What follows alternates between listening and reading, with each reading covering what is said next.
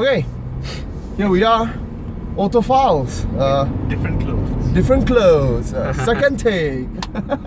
So here we are in the 2016 Subaru XV. Facelift. Facelift. So we're just starting to drive here, and so far it's good. It's a very solid feel. You can hear the whine, You can but hear it the doesn't whine. go. It doesn't go. So I wonder if it's the engine or the gearbox. I'm pretty sure it's the gearbox. I think the CVT lets it down a little bit. 150 horses, 200 Newton meter of torque should be adequate. The driving feel of most CVT is not good, I agree. Okay. But that being said, I've driven CVTs that are very impressive, that I did not realize it was CVT until I look at the fact sheet and go like, oh my goodness, I was driving a CVT. So the CVT works very well for that kind of settings. Lightweight, not a lot of power. But for a heavier car, CVT seems to fumble.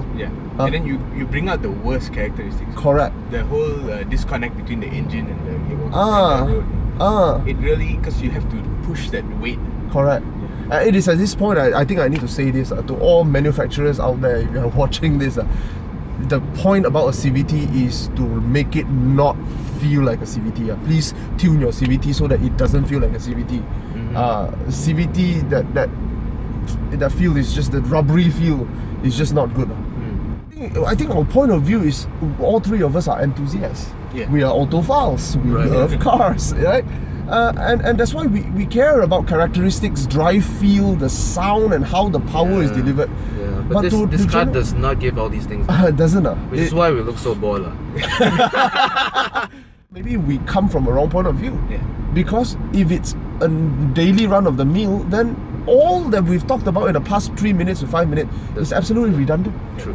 So I see a lot of auntie and uncles with this car. And auntie wouldn't care CVT, no CVT. I don't know if they're happy with it, but looking from the outside, it looks quite premium. If you ask me one thing good about this car, I like the looks. We saw one yesterday, passing us by, and something just hit me. I think it was beige in color, and I realized, I looked at it and I realized, wow, this thing would look good in urban camouflage. Either urban or desert camouflage. Like a sort of military spec feel about it, right? So you should go to the gym, get lots of tattoos, prison tattoos, buy this car, put camouflage paint. Wear camouflage pants when you okay, sure, As much as Subaru wants to sell it to the masses, they have kept some soul, which is the boxer engine and the gearbox. And the boxer engine and the robustness of the... and the symmetrical all-wheel drive. You want to talk a bit about the symmetrical all-wheel drive. I sort of did a bit of research into it, and a lot of other companies, when they put four-wheel drive... It's not equal, of course. You have the engine, which is a bit off-center.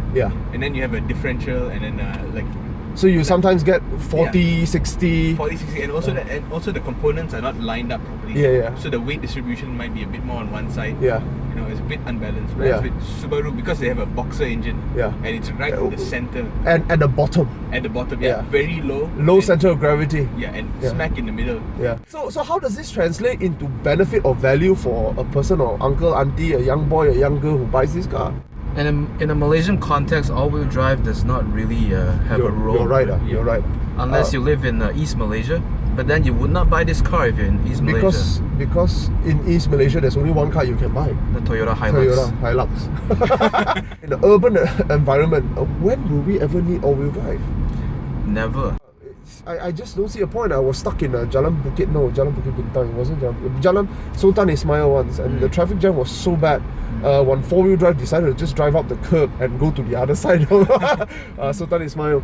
Other than that kind of circumstance, there's no other reason why all-wheel drive would be beneficial. I can think of one more. You drive like an absolute cunt. If you drive like an absolute cunt, the all-wheel drive system will come and save your ass. I've been doing that. So my question is, has this car grown into you? For my use, yes. Because I've been shifting a lot of stuff. Okay. Yesterday, I don't mind. I've been shifting groceries. Okay. And yesterday, it was just me. And I packed this whole bag here. I folded down the rear seats. And I packed it full, where it's still legal. I can still see out the back. And it took me about 6 trips up and down to clear out all the groceries. It was really that bad. I mean, like, that's how much you can stuff inside here. And I've been using an MPV the past week to move, and I can't get that kind of volume. There's something about folding flat that really increases the usable volume. Yeah, usable space. So it's a very practical car. It's very practical, and I think they really designed this for 1 or 2 people. Because you look at the airbags also, it's just your driver knee, driver front, and then the passenger front. So young couple with no kids. Yeah, I would say that. Or one kid lah. One kid one kid that they can just put in a booster seat. Yeah, I can see how this works out for young professional, young couples. young professional couple with one kid. With urban camouflage. Yes. AM short frequency radio. And a combat drone. But I mean, all said and done, this car is a bit overpriced. You think so? I think so. 1.3 plus. Yeah. 1.3 what? How much? The How most- much you the- think they should be priced? I think at least 5 to 10k less. That means 120 lah. Yeah. I would sell it 119 lah, to be honest. Just to Just to make it sound like closer to 100,000. Yeah, I'd say it's a pretty solidly put together car. Probably not so competitively priced lah, but then it's not directly competing with Mazda or Honda because it offers all-wheel drive as standard, which they don't on their CX-5 and CX-3 and HRV.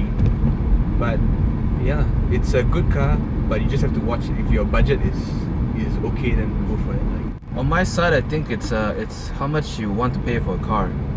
If you say have 130k and you live in the city, you want to look a bit modern, but you want to have a rugged look, and perhaps you just married your wife and you don't really have kids, I think this is a good buy for you.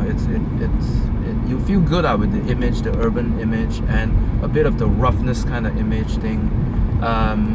And if you are an enthusiast, you would appreciate the Boxer engine, although in this car it's not so impressive. My point of view is this, and as an enthusiast, I am quite disappointed. As an enthusiast, I'm expecting the Boxer to perform better, the power of a Boxer to be delivered better. The only thing that is better with the Boxer that I can feel in this car is the fact that the vibration is much more low down and it goes under you, which is how a Boxer should feel.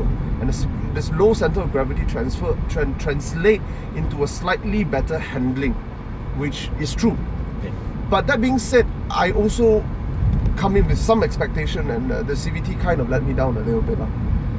From an enthusiast point of view, to me, I am not that impressed. But as Not that impressed. not that impressed.